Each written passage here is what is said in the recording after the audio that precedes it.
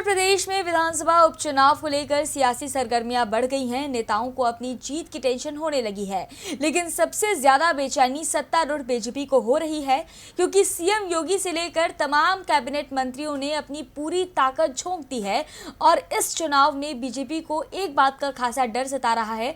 अगर वो हकीकत में बदल गया तो 2022 में पार्टी को इसकी कीमत चुकानी पड़ सकती है। उत्तर प्रदेश की राजनीति में फाइनल परीक्षा तो 2022 में होगी, लेकिन उससे पहले 2020 में सेमीफाइनल का मुकाबला होने जा रहा है, क्योंकि जिन 7 सीटों पर उपचुनाव हो रहे थे उनमें से 6 सीटों पर बीजेपी का कब्जा था। उन 6 सीटों में से एक भी सीट अगर बीजेपी के हाथ से निकलती है तो फिर सत्तारूढ़ बीजेपी पर दबाव बढ़ जाएगा।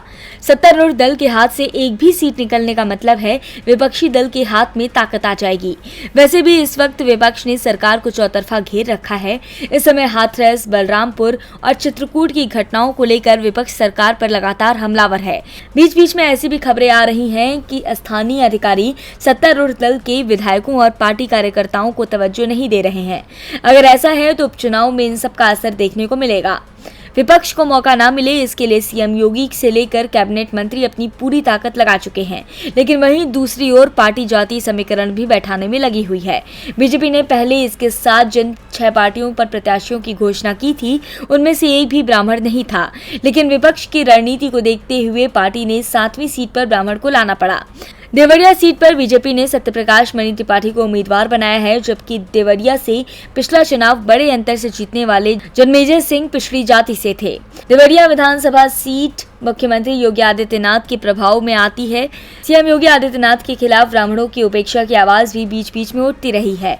जातीय संतुलन बनाने के लिए देवरिया से अंत में ब्राह्मण प्रत्याशी को उतारा गया है। टिकट न मिलने से नाराज जन्मेजय सिंह ने बेटे पिंटू सिंह को निर्दलीय चुनाव लड़ाने की बात कही है, जिससे बीजेपी की मुश्किल बढ़ती जा रही है। इसीलिए पार्टी की ओर से मानो मनोवल किया जा रहा है, लेकिन अभी भी वो शांत नहीं हुए हैं। तो बीजेपी को हरजाना भुगतना पड़ेगा और एक और सीट जाते ही बीजेपी पर खासा दबाव पड़ेगा। अब देखना होगा कि बीजेपी अपनी प्रतिष्ठा कैसे बचाती है। डीबी लाइव की रिपोर्ट। हमारे चैनल से जुड़े रहने के लिए YouTube पर टाइप करें डीबी लाइव, सब्सक्राइब बटन को क्लिक करें और बेल आइकन को दबाना न भूलें, ताकि खबरें आप तक पहुंचती रहें।